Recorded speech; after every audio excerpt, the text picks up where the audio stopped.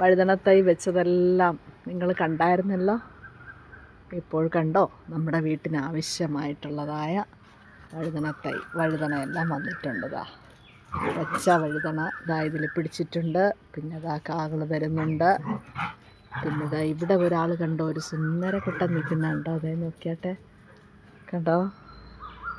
അതിലെല്ലാറ്റിലും ഓരോന്നിലും ഇങ്ങനെ വരുന്നുണ്ട് കേട്ടോ. പിന്നെ ഇവിടെ ഇത് വേറൊരു ടൈപ്പാണ്, വയലറ്റ് കളറ്, ഉരുണ്ടിരിക്കുന്നൊരു വയലറ്റ് കളറാണ്. എല്ലാറ്റിലും കാ വന്നിട്ടുണ്ട് കേട്ടോ. ഞാൻ പിന്നെ ഇവിടെ പൂക്കളൊക്കെ പറിച്ച് വെച്ച് കൊടുത്തു. എന്തുകൊണ്ടാണെന്നല്ലേ, നമുക്ക് പോളിനേഷൻ നടക്കണ്ടേ. പിന്നെ ഇവിടെ ഇത് ഉരുളനാണ്. ഇതിൽ നിന്ന് ഞാനൊരു വിളവെടുത്തായിരുന്നു. കണ്ടോ, ഇതൊക്കെ വിളവെടുത്തതാണ്. വീഡിയോ എടുക്കാൻ മറന്നുപോയി. ഇവിടെ വേറൊരു ടൈപ്പാണ്. അപ്പം നമ്മുടെ എല്ലാ വഴുതനയിലും ഒന്നുപോലും പട്ട് പോയിട്ടില്ല. എല്ലാ വഴുതനയിലും കാ വന്നിട്ടുണ്ട്. ഇനിയിപ്പോൾ ഇതിലെല്ലാം മുട്ട് വന്ന് നിൽപ്പുണ്ട്. കണ്ടോ, നല്ല രസമല്ലേ കാണാൻ. ഇപ്പോൾ വഴുതനത്തൈയിലെല്ലാം കാ പിടിക്കാൻ തുടങ്ങി. അപ്പം നമുക്ക് ഇത് മതി, വഴുതനത്തൈ ഇത് മതി നമുക്ക്. പിന്നെ ഞാൻ സ്വീറ്റ് പൊട്ടറ്റോ വെച്ച് കൊടുത്തു. വള്ളി പടർന്നിട്ടുണ്ട്.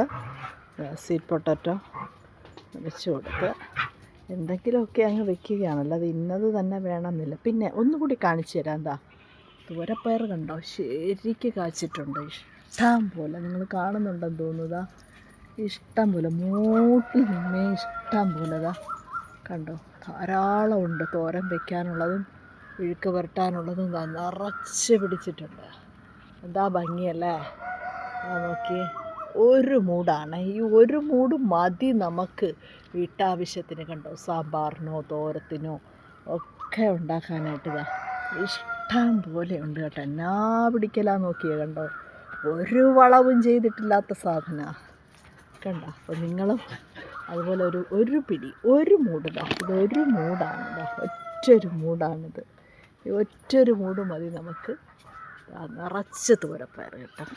ഓക്കെ, നിങ്ങളും വെറുതെ ഒരു ഹോബിക്ക് വേണ്ടിയെങ്കിലും ചെയ്താൽ മതി.